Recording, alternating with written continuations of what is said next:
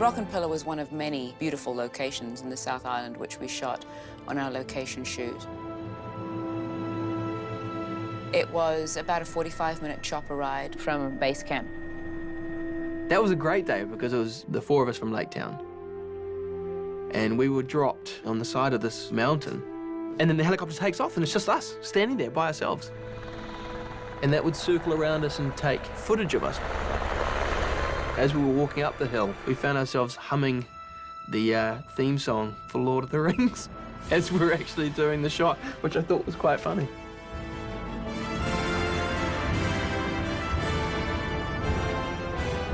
It felt very dramatic and it felt very epic. It was a fun day. When we went to Rock and Pillar, the weather was a lot calmer, and actually it was quite hot, I remember, which wasn't the case for main unit, who I know had a pretty brutal time up there.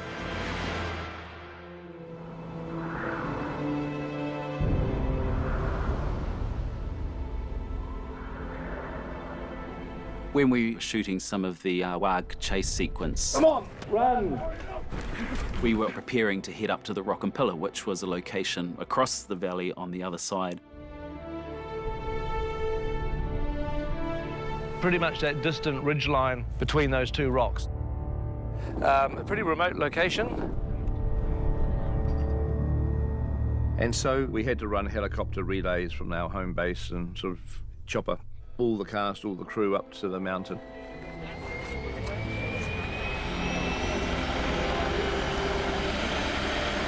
That was the first stage in Operation Thunder.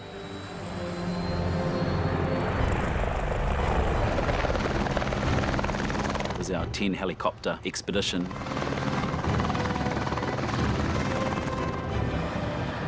This is officially the coolest day ever. So Operation Thunder, yeah. This taps into my theory that all production people are essentially frustrated military people.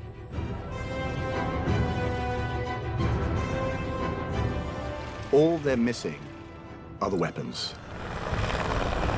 It was like MASH, you know, it's like loads of us just going on these helicopters. You know, I haven't made films like that before. This job was my first time in a helicopter.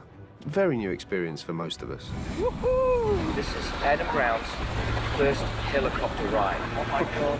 I was ridiculously excited because I'd never been in a helicopter before. Never.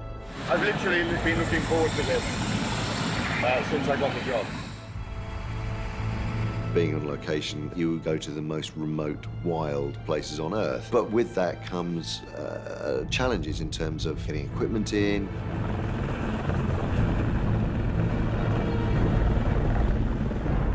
Getting food in, getting personnel in. I mean, even toilets.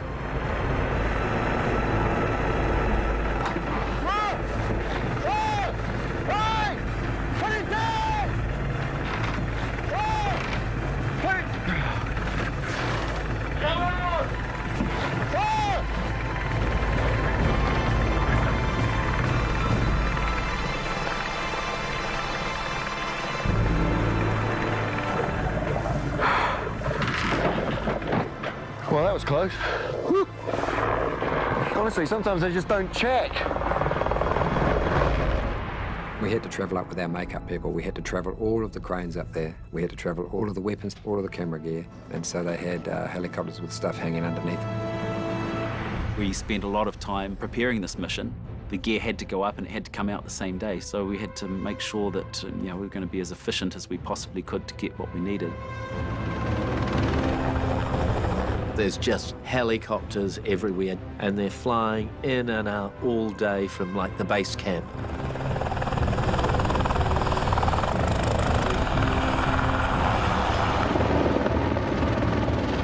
Which one are you piloting up, Adam? I'm gonna have the red one. You're going to take the red one? Good stuff.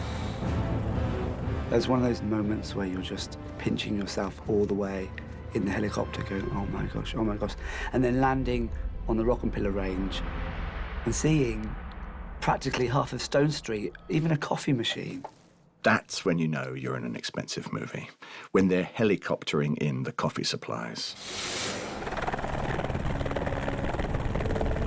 We had 120 cast and crew on location, and we had them up there, and we had all the equipment up there in the hour and 15 that it took us.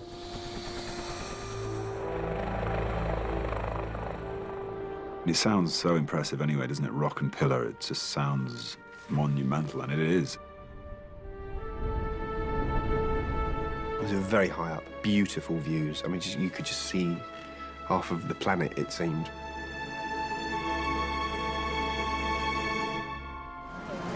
Oh my gosh, what a day. Yeah. It just felt really space-like being up there. That crazy landscape, which looked lunar because it was so dry and the rock formations were like nothing I've seen.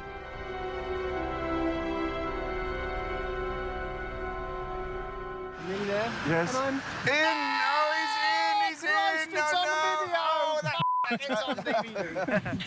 I just love that we're higher up than those clouds right there. Yeah. Spectacular, obviously, yeah. Rare mosses on the ground. It's you're walking in a place where you have a total sense that nobody has been. Being in such a fragile environment, we had to do what we could to protect the environment and make sure at the end of the day when we left, there was not going to be any damage.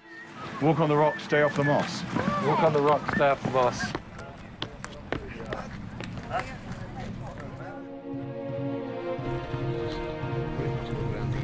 Shooting up there in very difficult conditions, very uneven surface and all that was a challenge for everybody. Everybody lends a hand because, first of all, you can't take your entire crew up to places like that. So basically every department is undermanned up there and you are helping each other all the time. If you've been brought up in low-budget movies, you don't have a lot of stuff and you make do with what you've got. And Andrew's actually very good like that as a cameraman. So long as he knows what he's got, he will make it work. The idea is that as Balin starts talking, this thrush kind of just flies from nowhere across the front of you, Martin, and you just watch this thrush, and it's going to settle on a rock that we're going to put, or a branch or something, in the foreground of the camera. Hey, Mark. Wasn't always like this. Once, these slopes were lined with woodlands. We're being led to Erebor by this bird, and it's the scene where the dwarves are cresting the top of a hill and they see the desolation of Smaug lying before them. We're looking out at the most beautiful thing in the world, you know, like everything about it is lovely. And we're just looking out at it going, awful, horrible. You know, it's like, you know, that's probably like the best acting we do. That was a lovely one. I think we got that, guys. Good. Thank you. Congratulations.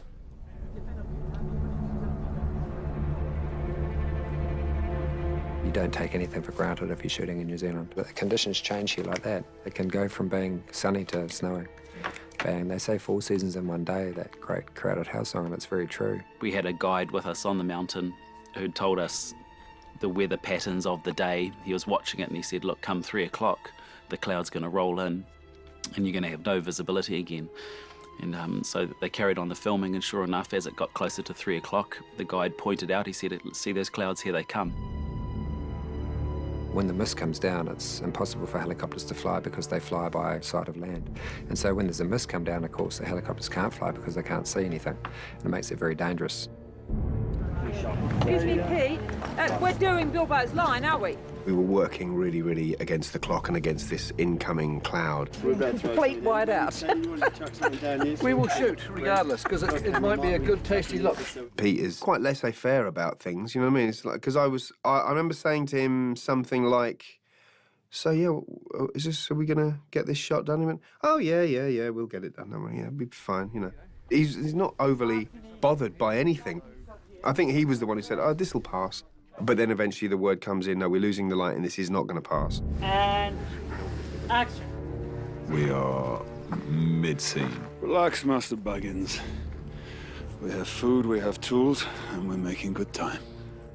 We're all really into the swing of it, and suddenly one of the chopper guys calls it because we have to come down. Usually we have to cut now, we have to hurry up, or we'll do overtime. And this is, we have to finish now, or we're going to be stuck on a mountain. So the dwarves should draw straws as to who they're going to eat first tonight, or maybe the crew should draw straws as to which dwarf we're going to eat. Bomba. Bomba. The crew are taking votes as to which dwarf we're going to eat first tonight. When we're stranded up here, we have to throw a dwarf on the fire. Anybody that's worked with Peter Jackson will know that Peter actually likes it when it gets a bit rough. It's just like that's the boy in him, you know, and that day he was loving every moment of it. I think you'd be quite healthy to eat, to be honest. Well, yeah. I think you'd be popular. Well, it depends what kind of cut you want, what kind of meat. That's what would have happened. It would have turned into that story alive, you know, in the Andes. But in this case, all dressed as dwarves, wearing prosthetic makeup. And we would have ended up eating. Peter would have been the first to go. We would have just eaten him.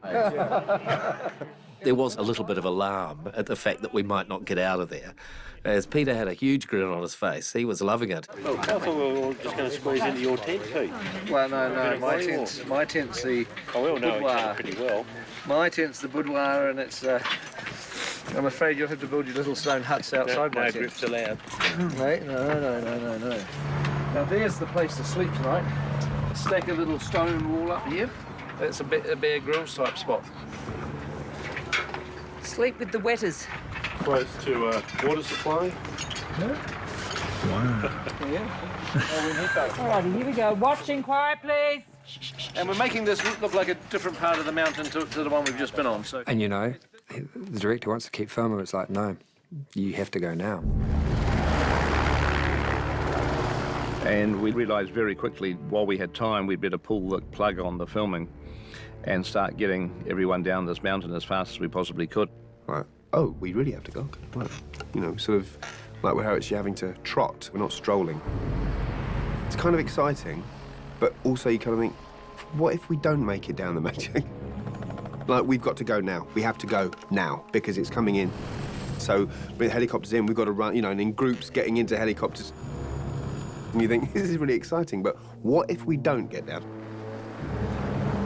So it's this mad scramble to pick up everything. All the camera crew are kind of packing up their stuff and getting it into helicopters and trying to get off the mountain in time because the cloud is coming in so quickly that if the cloud hits the mountain, that we'll be stuck up there for the night. Heading to the Z choppers, please. Z choppers. It's an amazing thing of efficiency, watching everything get packed up into its big steel containers and then slung into a helicopter and taken off. Logistically, I don't know how they did it. We'd all stayed in kind of clusters because you could hear the choppers out there, but you didn't kind of know where they were. Eventually, little pockets would open up in the cloud and the chopper would kind of ninja in and we'd go running up to the choppers and jump in.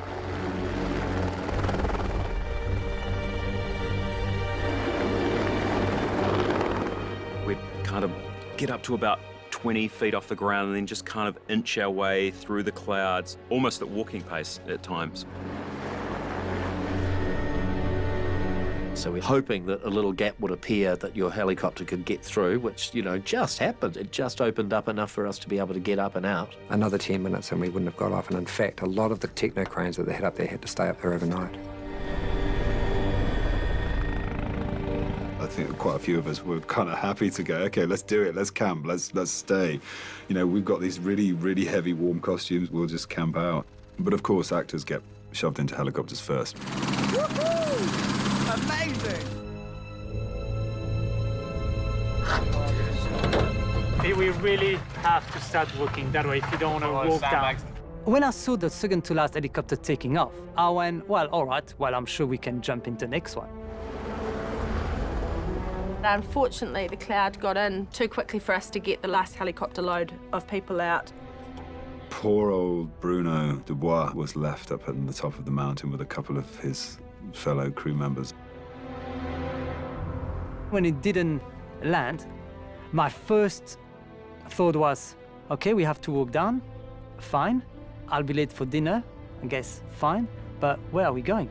We couldn't see, 3 meters in front of you. Bruno's a Belgium guy. Now, Belgian people are fantastic, but history has rendered them as slightly expendable. So Bruno, unsurprisingly, was one of the ones that had to be abandoned up there. They actually had to get below the cloud so that the helicopter could come in and pick them up, while the rest of us nervously awaited down the bottom. So there's a lot of circling that went on for a good hour. The pilots were all scanning, trying to look for a break in the cloud so they could actually see where they're going to land, because there's no way they're going to fly into the cloud blindly. We didn't really know in which direction we needed to go down the right side of the mountain.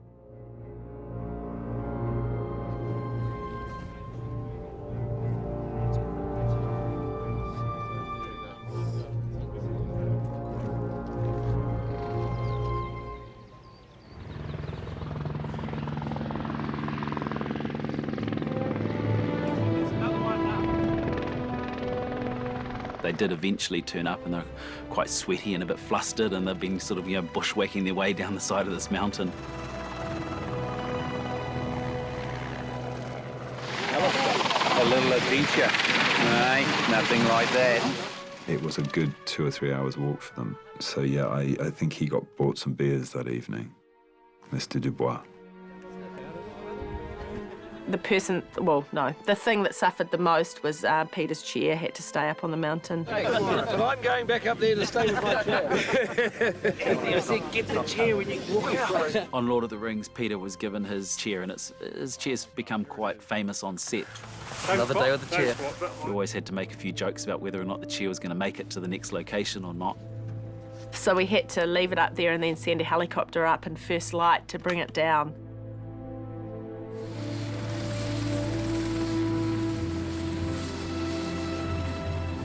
I think we maybe got 4 hours up on the hill before we had to leave. You know, in terms of getting him up the hill, it was one of those big days.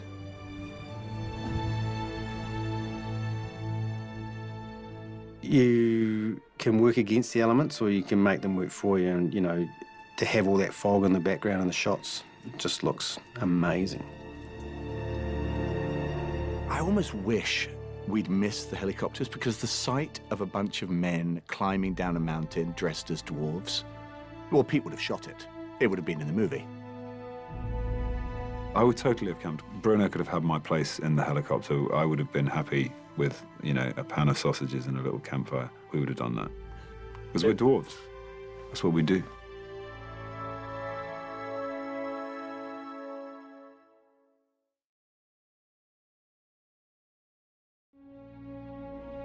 Winter is upon us. We must look to our own.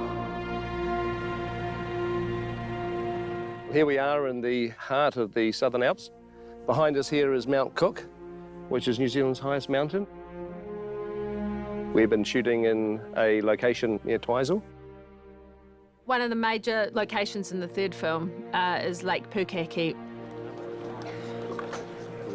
This is Lake Shore, the Lake Town refugee camp, which is where the remnants of the Lake Town people have ended up.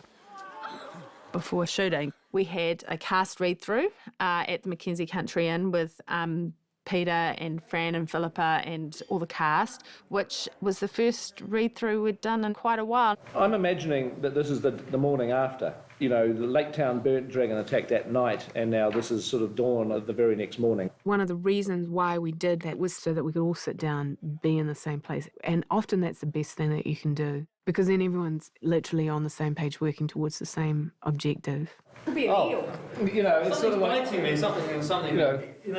It could be a big eel. It'd be funny. I think they like suggestions, and if you come to Peter with an idea, or Philip or a friend, you can sort of say, hey, what do you think of this? And then they go, that's terrible.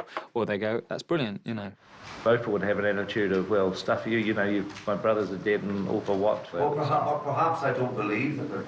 No, that would be great. That would be a really good boat. It's quite rare to have that sort of input and hands-on feel about what you end up saying in the film. It's a lovely process. And then after that, it was nice to get outdoors and work on such a expansive location.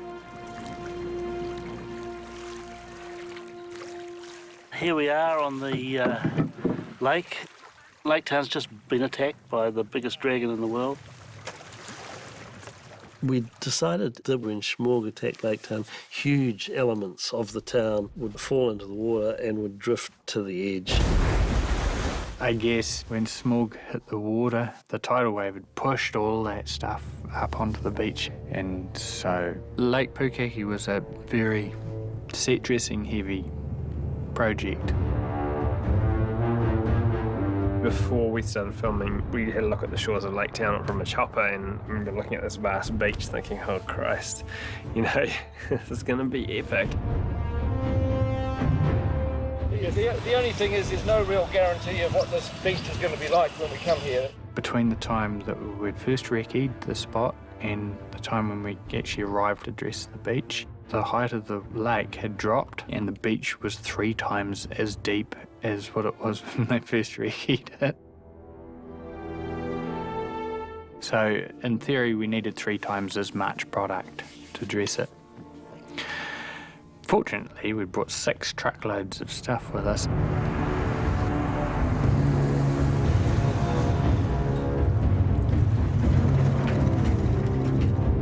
We weren't sure which little section of the beach we were going to dress, and we were told that Peter would like to come in the day before and we'll lock off a part of the beach that we're going to shoot on. I mean, this is not bad. I mean, there was a nice shot just on the other side of that tree for one of the drama scenes. We had kind of planned, you know, worst case scenario, we'd do 100 metres of beach line.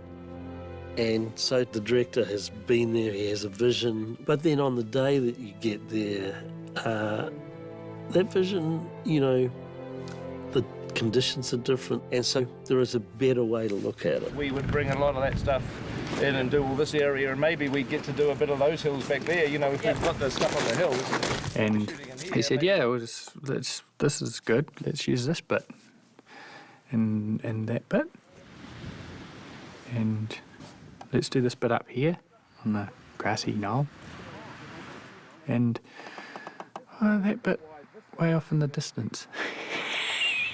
I mean, we should put as much shit as we can here, but it won't be as big a dressing job as it is up on the hill there, so... So we're okay to start from the beginning now, aren't we?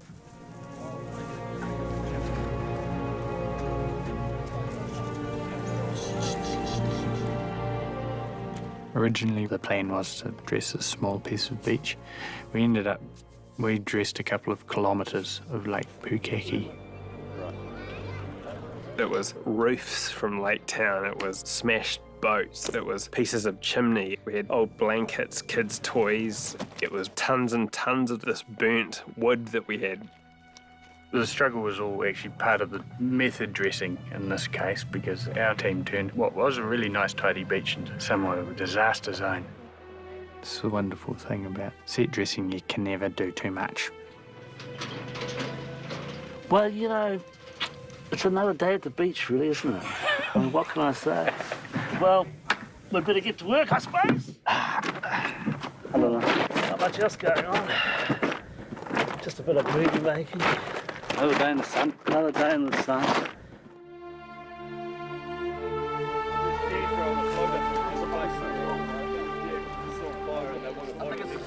When the camera's rolling, you know, we had our usual on-set team, but then we had about an additional 10 set dressers, I think. Our department, and Ben in particular, who was the art director on set, didn't have enough to dress, you know, the whole place. And sure enough, we were one busy art department. That's good there.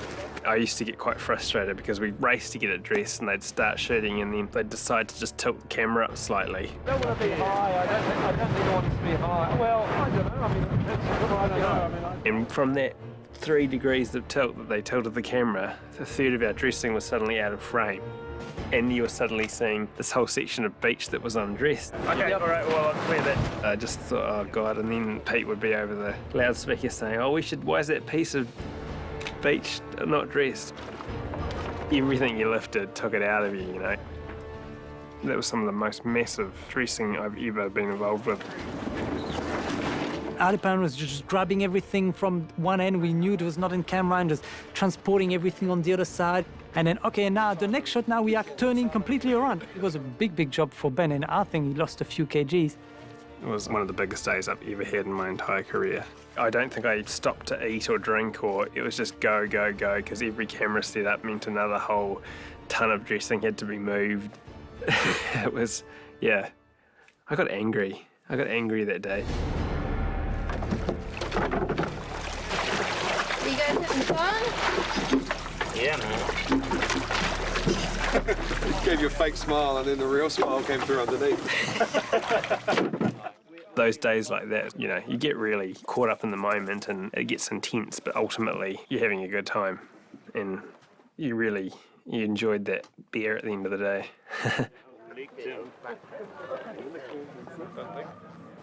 Locations are interesting because they are totally unpredictable. You really have to go with whatever weather you get for the most part. I mean, there's not a lot of choice. But here we are at this beautiful location and it's been fine, beautiful, crystal clear. It's supposed to be winter and cold and miserable, however, but the magic of movies will take care of that. Background, 3, 2, 1. Nice and cold, everybody shivering. Really feel the cold. Just pull those blankets tighter, hunch those shoulders. Sweltering.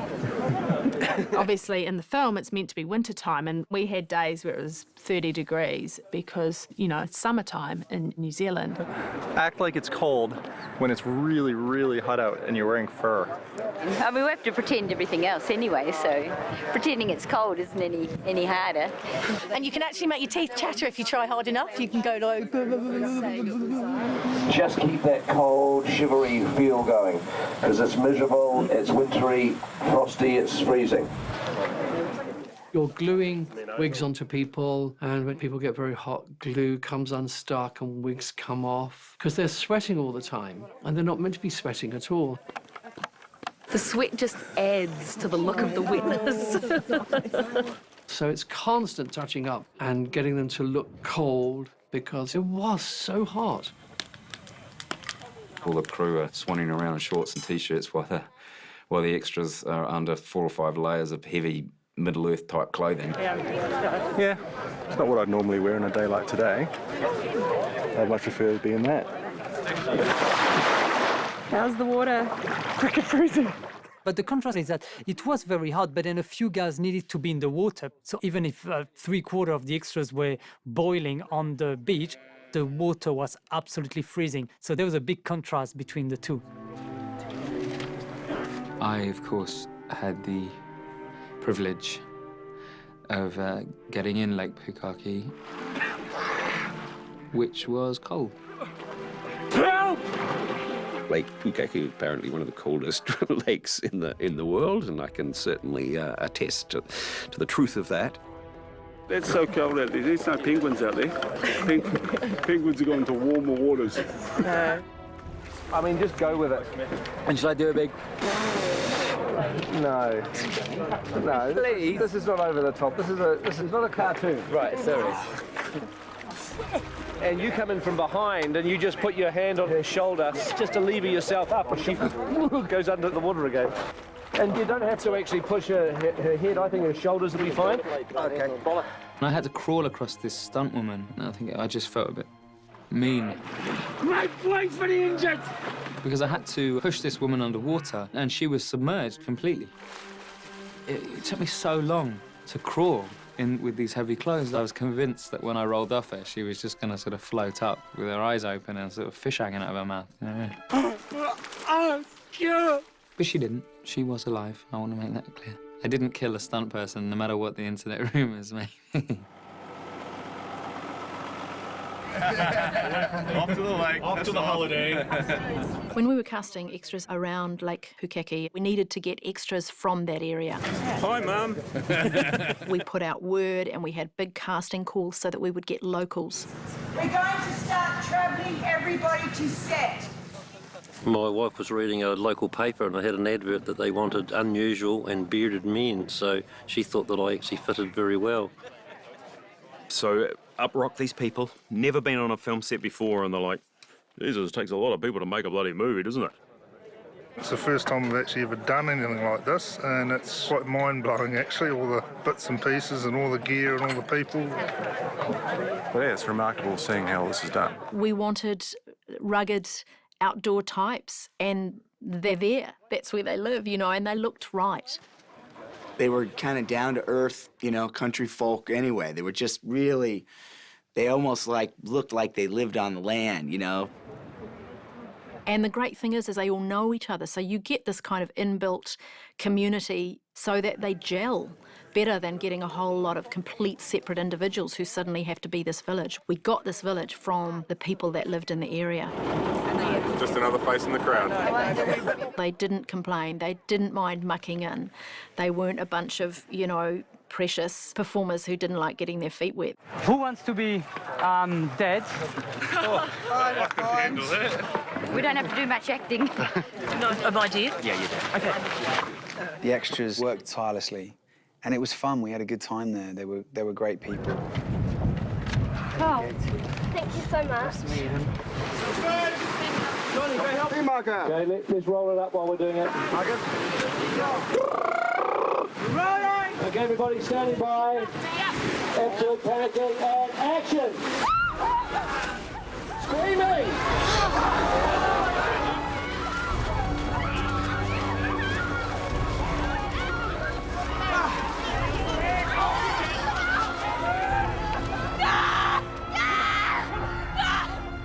When we started filming, the extras were so good. They were so talented, and they would really get into it.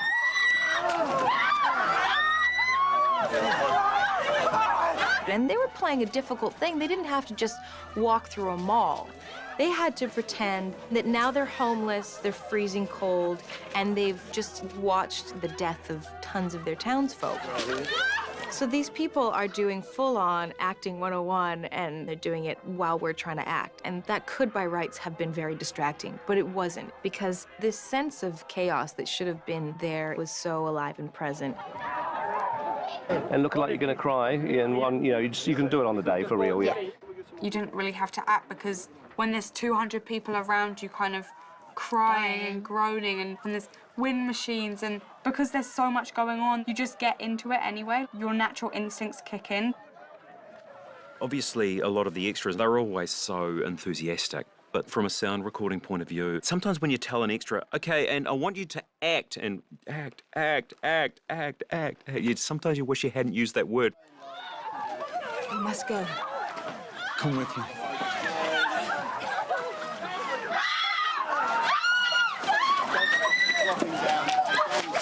And you're like, hey guys, yeah, look, it's kind of important that when we're rolling, we're actually trying to get the dialogue over here. We only really want to hear what these two people are saying.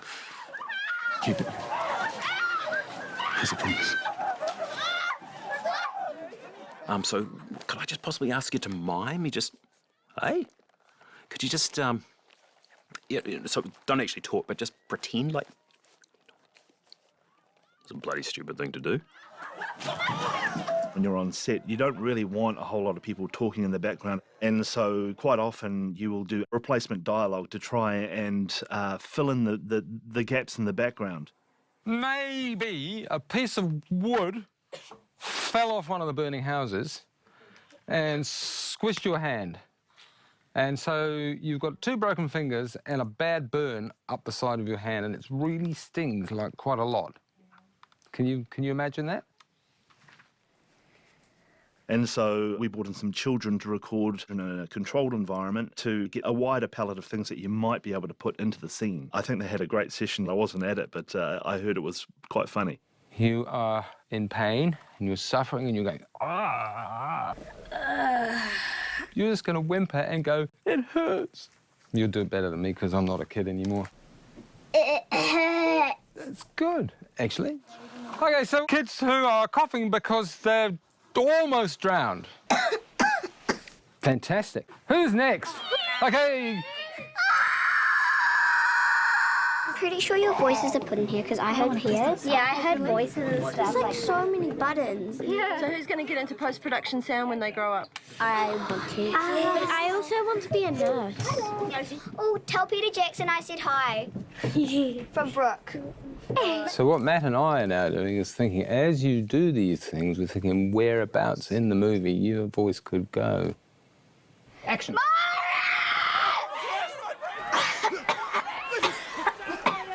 You know, that is a flavour you would have there. I mean, the children would be upset, they'd be crying.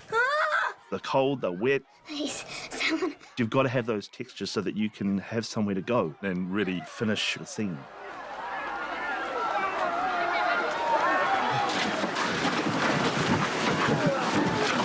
Lovely. Thank you very much, everybody.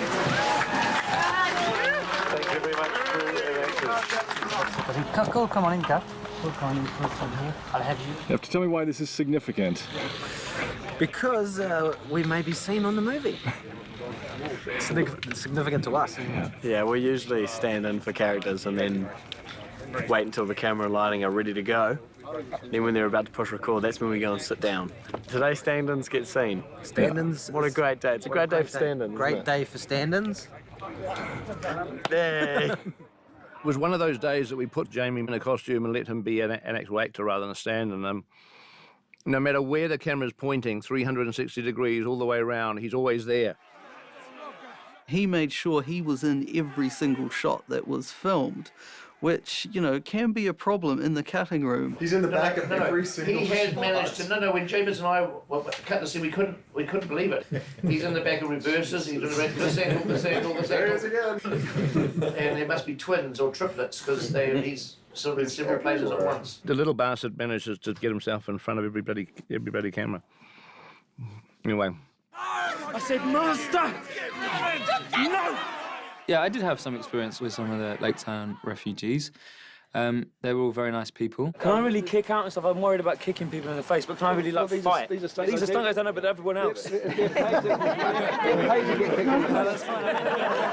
I'm happy. Kick these two, they're bloody scary. Everyone should we should get the whole group starting to turn on Alfred. And it just turns ugly and people can be scowling at him, frowning at him. Some of you can look like you want to have a go. It's almost, even though the stunt guys are going to go and grab him, a lot of the rest of you should look like you're moving into you're going to pick up the bits that are left and tear those in half as well. I like working with extras and having a lot of them, and they're all very excited to be here. Some a little more eager than others, and there's nothing wrong with that. Throw him in the light!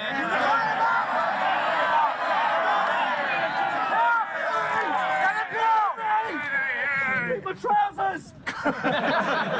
My legs were being pulled in all sorts of directions, and suddenly there was a huge rip, and the crotch of my trousers. You're going to show a photograph of that, which is going to be hugely embarrassing. What have you done to his trousers? He didn't deserve that! He's a Gucci! Yeah, my trousers just completely split. And then Emma came on and sewed my trousers up, all to the clock, because we've got to do things very quickly, because we're about to reset. Should we just try shooting it, eh? And then we won't get it right? So then my trousers proceeded to split every take then. No, you stay away from me!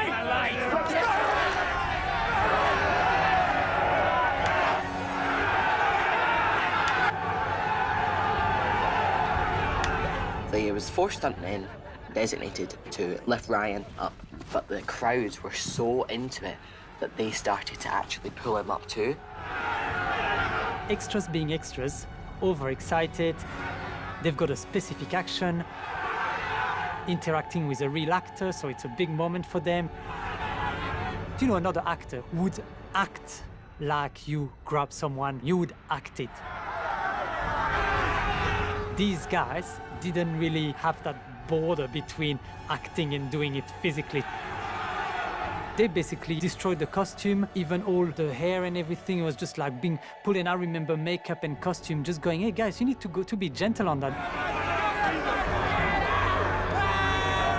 Well, these extras, we had to pull them back a little bit. They were getting way too excited. And cut, lovely. We got that one. Hey, well, look, thanks everybody, and a big thanks to all of our brave Lake Town citizens.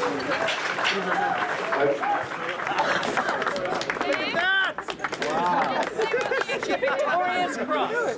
That was wonderful, thank you very much. When we went on location, I remember I won the Victoria Cross. And that's Is the VC Victoria Cross? Because that's Victoria. One of our crew members, Victoria Sullivan, she's a script supervisor, or continuity is what some people would know the role as. As you stop, You do that and turn back. Victoria, who's the continuity person, gives Victoria crosses for people who are very good at doing their own continuity, and it's something that we all strive to. Continuity basically is making sure that if you're holding a prop in one scene and they cut and they come back to you, you're still holding that same prop. And are the hands the right, is it the right way on the hands? Is this one at the top? You have to be really on top of your game and do everything exactly. And sometimes it's weeks between shooting that scene and shooting the next bit for it. You have to try and remember what hand was my sword in. Okay, and action.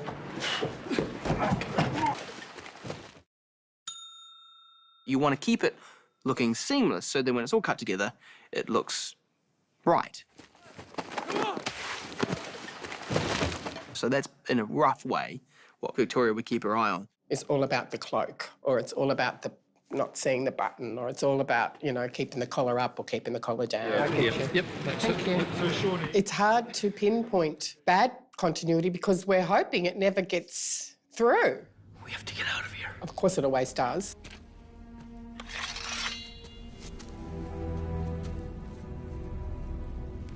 When you're watching a film, if the continuity's off, all you can see is that someone's hat was off in one scene and then it's suddenly back on again.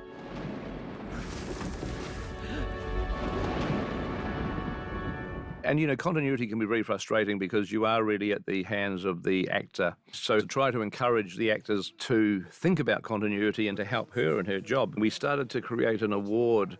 The Victoria Cross came into being when Luke Evans was doing a scene running across the rooftops in Lake Town. But that doesn't matter about exactly how you did the thing, because what will be on you, it's just giving us that the arm coming up each time. All right, no problem. And he sent a message through, ask Victoria, did I hold the bow like this or did I hold the bow like that? And I think I was the first one to ever catch her out on a movie. And Peter heard it, and he started laughing, because he's always teasing me about continuity being for sissies. Continuity is for sissies. Why don't we just shoot? And he said, oh, you'll get a Victoria Cross from Victoria for asking that question. Have a Victoria Cross that you can award. Okay. You can award actors who care about continuity. Peter's very interested in things to do with the war, so he started telling me about the Victoria Cross. British award for valour is called the Victoria Cross, and so we call this we call this Victoria's Cross. So a medal of bravery, but from Victoria it's a medal of consistency. And he ordered the art department to make a whole lot of Victoria Crosses. They put Smaug on it, and then they asked me what I wanted to put here, and I had continuity under fire. It's pretty cool. Everybody loves it. I love it. Who's gotten them so far? Just a few. Only a few. Yeah, but you were the first one. I got the first manifestation of it. Actually, I think it was Luke Evans that really earned the first Victoria Cross. Luke earned it because Luke is a dancer, and Luke knows where his body is and what he's doing with his body when he's giving his performance. I've always been a stickler for continuity. Everything has to be exactly right, and it has to be the same. I hate it if it's not the same, especially in movies. This is the year. Oh. Richard needs continuity to anchor him into where he is and what he's doing. So, of course, he became another favourite. No. Check. Mikhail Persbrandt was really good at knowing when he turned, when he moved, when he looked up and down. It's always the intuition of the actor is usually right. Yeah, but I'm sure of this. When I got it, I didn't have a clue what it was. I love that. I think the continuity factor maybe wasn't the most forefront of her mind when she was pinning this medal on their chest, which she did herself, slowly, lovingly. Yeah, there's a continuing theme, isn't there? Good-looking men that got them. Luke Evans, Richard Armitage, Mikhail Persbrandt. You know, it was the sexy ones, basically, let's be honest. Because you won't get Victoria being honest about it, so I may as well be honest. Well, it's really easy to decide who to give them to. They've got to make me feel safe. So I don't know whether or not really it was that serious. And I know at the end, about 2 weeks before the end, she says, oh, I've still got 20 of these awards to give out. And she started to sort of put them on very undeserving people. I think even I got one, and I have no respect for continuity, which shows you how bad that got. Well, it sort of rendered the whole thing a little bit without merit, in my view. It's great. I like good actors. And anyone that makes life easier deserves a Victoria Cross. That's amazing. Fantastic. Thank you very much. Sure, thank you for deserving it. I'm very proud, very proud. Can I wear it every day out of my costume now? Oh, no, but You didn't get a Victoria Cross. he did get a Victoria Cross. I'm sorry, I forgot. Today's good man.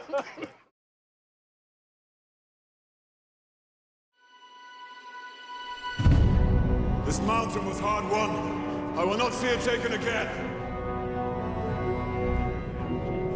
Near the end of Block 3, we started doing, you know, the Erebor scenes, like in the Great Hall. We've had some of the biggest set builds that we've had to do on this project in these last few months, which test the salt of the crew. No department ever got ahead of themselves or went, yep, we're done on that. You know, costumes were always being designed. So it's all a bit chaotic. The amount of work was so intense and so much of it, you just don't stop. Almost every morning of the shoot, we're delivering the objects needed that day. There was none of this taking wonderful photographs in front of racks of armour completed a year before production as we did on Lord of the Rings. If you think about that time, there was incredible planning. There were 3.5 years of pre-production before we rolled the cameras. Peter never got a chance to prep these movies. I can't say that, but he didn't. The sequence of events that unfolded on The Hobbit never really allowed for that. We had a couple of years with Guillermo working up designs, working up concepts. And then because Guillermo del Toro had to leave and I sort of jumped in and took over, we didn't wind the clock back 1.5 years and give me 1.5 years prep to design the movie I was going to make, which was different to what he was doing. You have a director who has a different vision, totally different vision of the world we're talking about. We started all over again from scratch and redesigned the movie for Peter. Cool, yeah, lovely. We were still shooting Tintin, and with little or possibly no preparation, we jumped straight into doing previs for The Hobbit. There was only a couple of weeks in between, where suddenly I was back in a gimp suit and playing Gollum for a couple of days, and a very tired Peter was coming in every day trying to put together the story. Then Peter gets sick. He's gone for 6 weeks. What that all eventuated in was a very short length of time, just a matter of a couple of months before we started shooting. Which is impossible. And as a result of it being impossible, I just started shooting the movie with most of it not prepped at all. And action. From then on, you're playing this huge chasing game because Peter is shooting. He's doing his 21-hour days, getting 3 hours sleep and doing another 21-hour day with the editing and everything else that's going on, and you don't ever get that prep time. You now have to plan on the go. You're laying the tracks directly in front of the train, and that chased us all the way to the end. When we were shooting the Erebor scenes, like everything came to a head. As soon as we moved on to that Erebor set, there was a real acknowledgement of the finality of the filming process, because once we're in Erebor, we pretty much stayed there, and that was it. This is what the whole journey was about, was getting to this point, was getting to Erebor and reclaiming it, and we'd managed to drive the dragon out, and here we are, we're at home. Welcome, my sister's sons. If the dragon's dead, then it means that everyone's coming, and everyone's coming to the mountain, and that they want a piece of that gold. And so every instinct in Thorin's body in that moment is to get inside the mountain and do exactly what Smaug did and sit on top of it. There's a scene in Erebor, in the Great Hall, where we're actually barricading ourselves in. It's almost like a siege, and there's huge rocks everywhere. I want this fortress made safe by sunup! Thorin is basically whipping us into a frenzy by trying to make us go more and more speedily. Bring more stone to the gate! And there is a real feeling amongst us that he has completely lost the plot here. You're all starting to get a little bit concerned about his general mental health, which we all are, frankly, Richard. I mean, it's been a long shoot. In the building of the barricade, you see properly for the first time how immensely strong the dwarves are. Because they are moving boulders the size of foundation stones for buildings as if they are packing cases. It's like, yeah, next enormous boulder, please. And it was like that was our day's work. You know, this is normal. We're going to block up the gate with stuff that no one else could lift except the dwarf, you know, which was probably about twice their body weight. Oh, it's so heavy. Some of the rocks were made out of limestone, almost like sandstone, so they had a bit of weight to them. I'd rather have a really heavy rock than have to act a heavy rock. So, Jane, you're going to grab this block off of...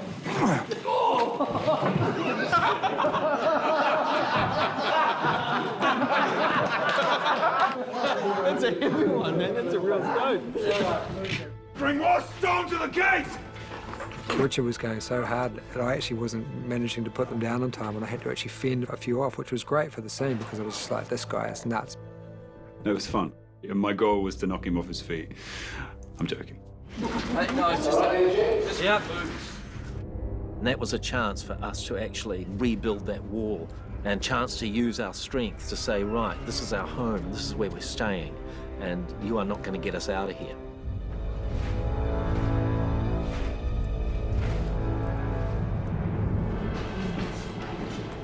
Come, give us your answer. Will you have peace or war?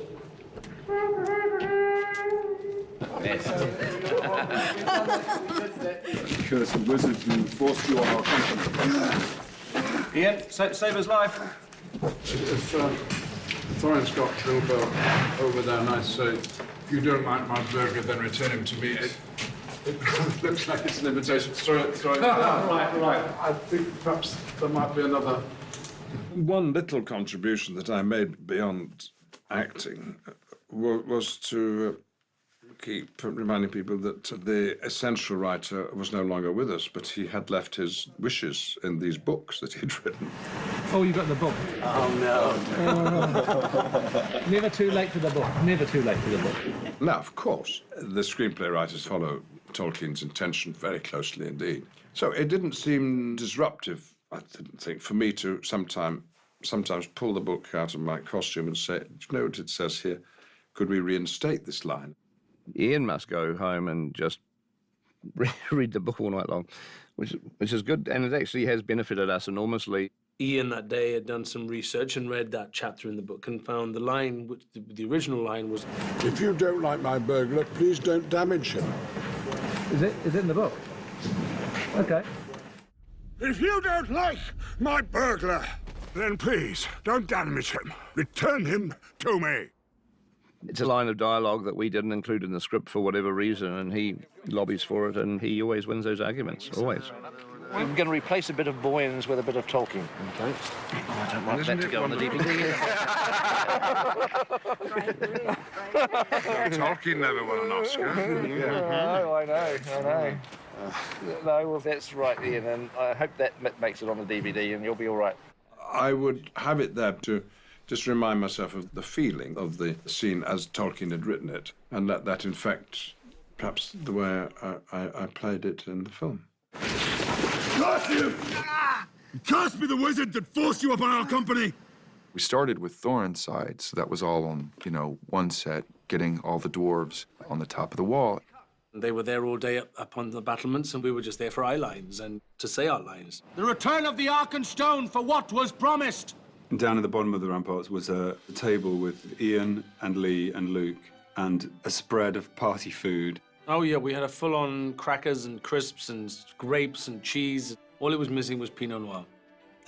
We were very happy there all day. And then we would look up, and there were all these dwarves along the wall, and they had, like, Volkswagens of costume, wind blowing in their face. And then there we are, sitting there, eating from our cheese plate. Sort of fed the anger that the dwarves were feeling. I will kill you! Upon my oath, I will kill you all! Your oath means nothing. I have heard enough. And then we did our side of that scene where we stand below the ramparts of Erebor and we're trying to negotiate a peace with Thorin. I ride in on an elk played by a horse named Moose. By coincidence, the horse he rode in, its actual name was Moose, which was kind of funny because we later on replaced him with an elk. Moose is the biggest horse in New Zealand. Huge Shire horse. He's like 18 hands high. That was his first time on set, too. He shit all over the place. That's what I did on my first time on set. I had this one day when I was shooting with him where when I would say my line, he could feel it coming and would start kind of moving out of his mark, and it would never fail. I would say the first, what was the line? I would say, we have come to tell you, and then he would start moving. We have come to tell you, payment of your debt to the men has been offered and accepted. Payment of your debt has been offered and accepted. the same spot each time. We have come to tell you payment of your debt has been offered. And you can set your watch by it. It's unbelievable. Move. To Lee's credit, he always tried to carry on with the scene, but I think there's only so far you can go, especially when suddenly Thorin's talking to a horse's ass. Is he objecting to the dialogue? It's the word offered. Can we come up with a different word? Maybe he's objecting to the performance. This is what happens when you guys can't control your horses, you see. We take them away from you. So, Lee, you should be doing that.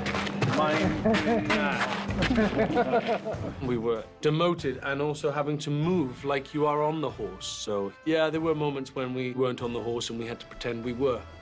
It happens a lot.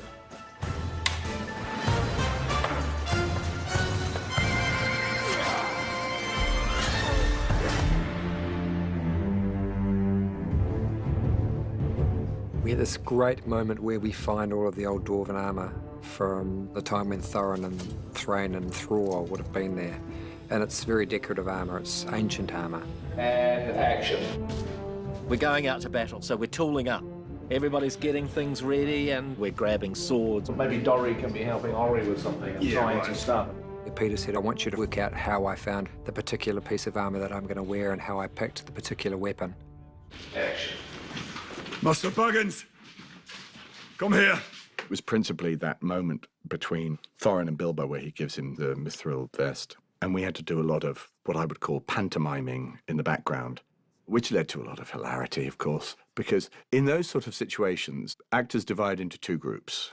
There are actors who take it very seriously, who give themselves a backstory. Why am I in the armory? Why am I picking up this spear? What am I thinking about the battle ahead? All of that is processed and then expressed in the deep background in the scene. And then there's the second group, who treats it as an opportunity to just f*** about. Having little petty arguments. I don't want that. Where did you get your armour from? Get off, stop f***ing my Jed Brophy. We looked like a bunch of turtles. The colour really suits you. I think I got the best armour. I didn't go to the bathroom. Have you not been yet? God, I think I'm going to just have to go here in the armour. I don't think I'm going to be able to make it. Yes, all of this went on. Action. A character who has an axe in his head and he had to find a helmet that he was going to bust a hole in. William Kirch decided that he was going to be hammering a helmet in the back of shot, but it kind of kept sort of almost hitting us in the face. So we decided we'd have to get rid of the hammer, so we kind of stole the hammer. And we would hide it as a joke to see if he could find it. I go to my place, it's not there, which makes you look like a complete tit because you've got to running to grab something that isn't there and you've got to think, oh God, what am I going to do now? So he had to end up sort of hitting the helmet with his own hand. Aidan Turner was hiding my stuff. Aidan Turner. The set turned into school. It was just like being back at school. And there were people that you went to school with who were like William. And there were people you went to school with who were like Aidan. And I leave you to decide which one you fit in with.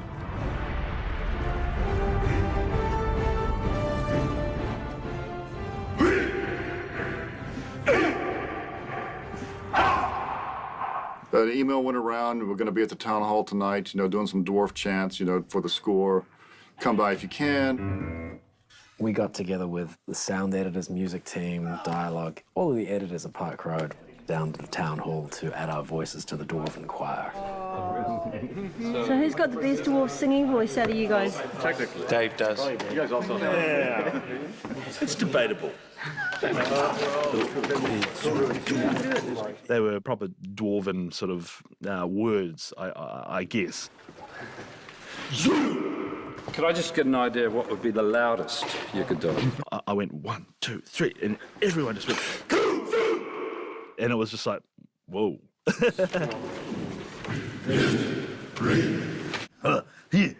You know, it's not nothing, you know, didn't have to hold a note, so we're good. They didn't want well-trained and well-heeled. They wanted mongrel. Maybe imagine, you know, you're All Blacks and I'm a Wallaby and you're looking at me. And you're going to give it a all. Here it comes.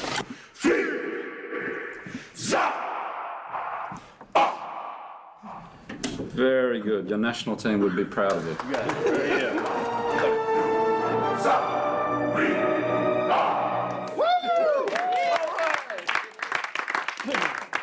I'd love to hear just that as a piece of music and put it out and give royalties to the sound department. That would be nice. And then there's the Christmas record, of course.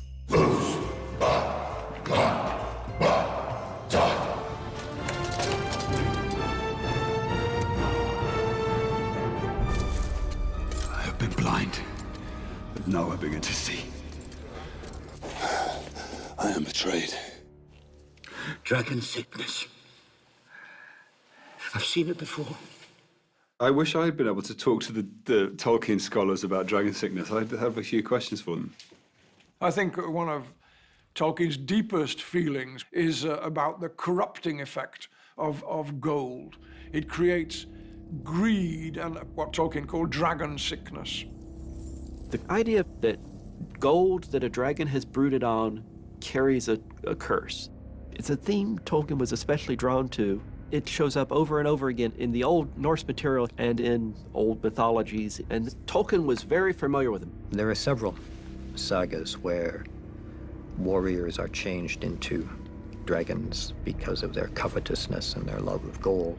And the one with the greatest parallel to Thorin Oakenshield is in the Icelandic Gull Thorri's saga. And Thorir, so very close to Thorin, is a Viking chief who leads his companions to steal dragons' gold. Once he had the gold, his comrades notice that he's changing, that he's becoming greedy, bad-tempered, and difficult to deal with, and in the end, he's turned into a dragon. So this whole notion of too much greed will turn you into a dragon constantly crops up in Norse tales, Icelandic sagas. It's about the corrupting effect of gold. It creates miserliness, stinginess, refusing to let go of anything, and of course, flying into a complete rage, even if you lose one tiny, infinitesimal fraction of what's yours. I will not part with a single coin. Not one piece of it. I remember saying to Fran they should share a line, Smaug and Thorin, and she said, yeah, and then we had to think of it. And it became, I loved the I will not part with a single coin, not one piece of it. One of the most significant things for me was being able to go into the sound studio and watch Benedict voicing the dragon. I will not part with a single coin. Not one piece of it. And so I was able to watch Benedict and just pick up a few of his sounds and the hissing sounds that he was making and the physicality that he was using to voice the dragon. I will not part with a single coin. And you can hear the almost sibilant S of the dragon coming out and the head turning this way and that as he says it. It's the echo, it's the serpent within him. And when we process his voice to sound like Smaug, it really ties in Thorin to the dragon sickness and the gold treasure and the dementia he's going through. I will not part with a single coin. To Bilbo's horror. And Bilbo has lost his possible friend, you know, to the madness of greed.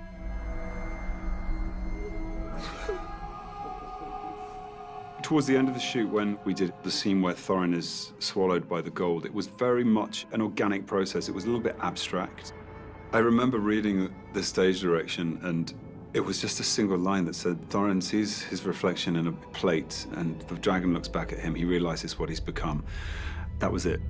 Kept thinking, how am I going to shoot that? How am I going to shoot that? It looked okay on the page, but how do you actually do that? In the space of, you know, a minute and a half, however long the scene is, he has to go through a very intensive rehab and come out of it sane again. And I should also say he's all by himself too. He's not actually on a therapist's couch, he's just alone, and he's got to have this solo rehab in the space of a very short time. You're seeing the truth of who you are. Let's just see now, take your time. It's a hard thing to dramatise, and the only way to really do it, I think, is to get inside his head and to actually make it very surreal. We tied some ropes around my feet, and they built like a catwalk with a slope. The idea was that he was going to just be walking through gold coins and slowly get deeper, and he was going to be sinking into it. And then, as I got to this ramp, I was genuinely trying to get to the top of the ramp and couldn't. Get to the top quickly now, go to the top. And I could get my fingers to the top, and then they'd yank me back. The eyes of Smaug. And I didn't really have a clue what I was doing. I just was shooting material. There you go. I knew he didn't know. It's the sort of scene that will ultimately, you know, take the best of what Richard gives us and create it in post-production. At one point, you know, some previs had been done around Thorin losing himself in the piles of gold in the treasure hall, and we were nervous about that because those gold simulations, as we knew from the desolation work that we'd done, you know, in the treasure hall, were very computationally expensive simulations to run. They take a certain amount of time. I just had lost my confidence in how well these digital coins were going to look, and so suddenly I was beginning to get very nervous about that. So you pretend to, you know, you're still thinking about it, is what you tell people, and you just try to push it back as long as you can, hoping that at some point at 3 o'clock in the morning you're going to wake up with a good idea. Hoping. We sort of painted ourselves into a corner, really, but it forced us to actually make the scene better. I suddenly remembered we had a hell of a great thing up our sleeve that we didn't even know about when we wrote these scripts. And I didn't even think about it, but we've got from film 2 that room where the statue was, it's got a golden floor. Because, you know, and I thought, what a great image to have him walking on the solid gold floor. Because it would have hardened flat as glass. And I thought, Jesus, why are we using that? That's cool. And then he walks on this flat floor, there's no coins around, and he looks at these reflections, and maybe the thing sort of starts to slump, and he's trying to get out, and he sort of swallows him. The sheer weight of Thorin's depression is enough to bend the surface of that gold. He has a sense of realisation, and he could split in half into sort of two Thorins, and he sees the bad Thorin get consumed, leaving the good Thorin.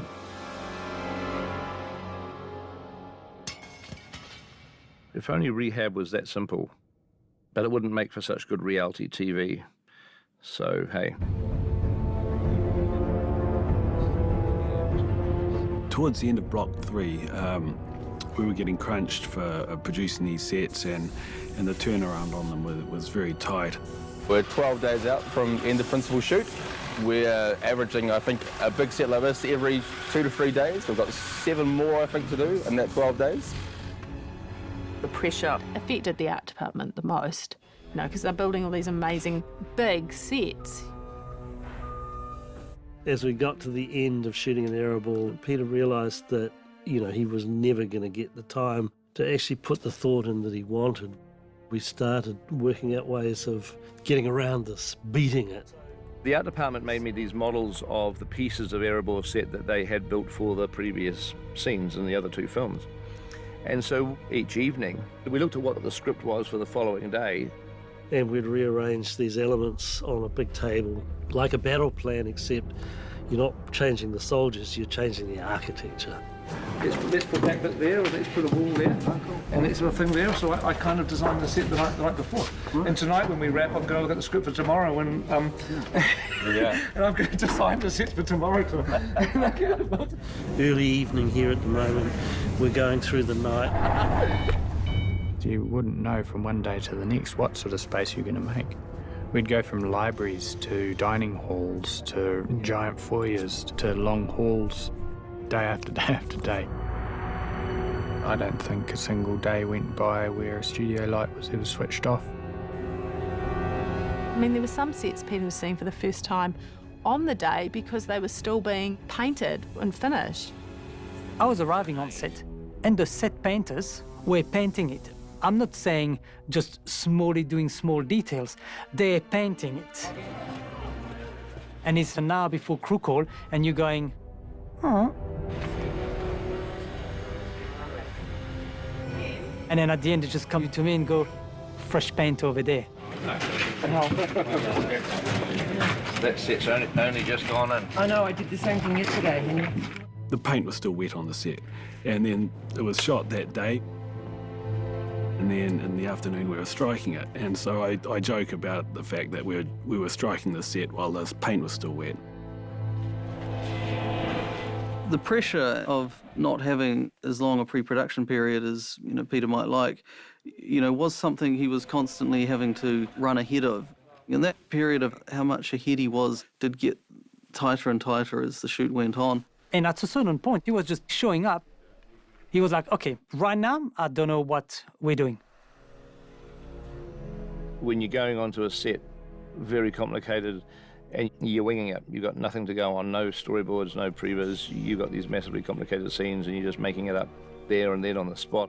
If I was a director that hadn't had that 25 years of experience doing this in the past, it would have just been almost impossible. We would just tell the crew to take an extended lunch for an hour or so, because I wanted to just get my head completely clear and be able to plot it through. I spent so much of The Hobbit feeling like I was not on top of it, with the fact that I hadn't much prep and I was making it up as I went along. And even from a script point of view, Philip and Fran and I hadn't really got the entire scripts written all the way through to our satisfaction. So that was a very high pressure situation. When you're in the momentum of a film, day after day you're shooting, week after week you're shooting, what you're lacking is time to think. I don't even have time to think for half an hour if I'm on the set directing, because in that half an hour I've got 30 people coming up to me asking me questions. So I can help everyone else, but I can't help me. I don't get the time I need to think. There's so much to think about, the details of each day. It's relentless. We shoot for a long time. And they look up and see the dragon left or right. I was able to wing it right up until the point that I had to start shooting this very intricate battle. I couldn't wing that, really. I did need to know what the hell I was doing and have a plan.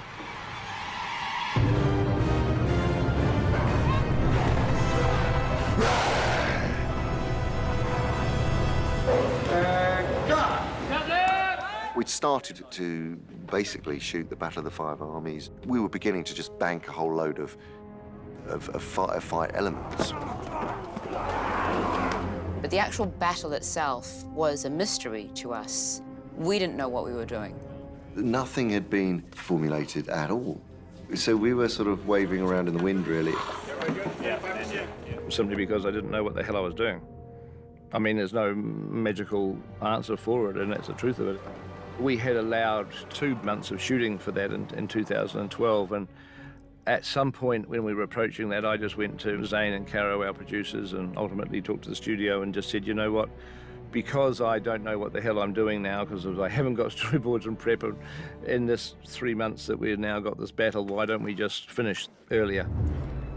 And then there was a call from Zane saying, Andy, can I meet you?